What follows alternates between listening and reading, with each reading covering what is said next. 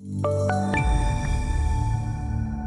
today's energy markets, let's take a look at natural gas futures as they're realizing a second day of selling pressure. And today we're seeing more pronounced selling pressure as the natural gas futures.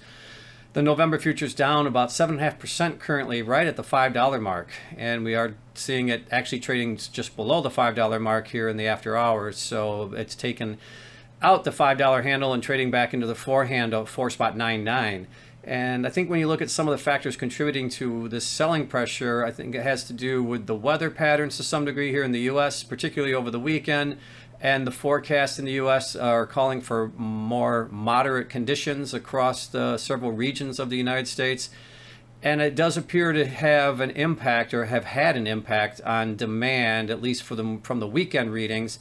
And that's possibly why we're seeing some of the selling pressure, again, countering some of the supply concerns in Europe. And that's still certainly another storyline that the market's digesting. But for the past couple of days, we have certainly seen some selling pressure coming back into the futures market.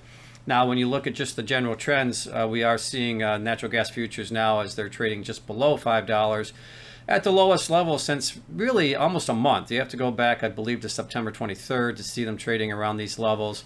And we did see a dip in the end of September where it went down to 4.76. And so I think that when you look at it from a technical standpoint, some market participants might be eyeballing that 4.76 level as potential support.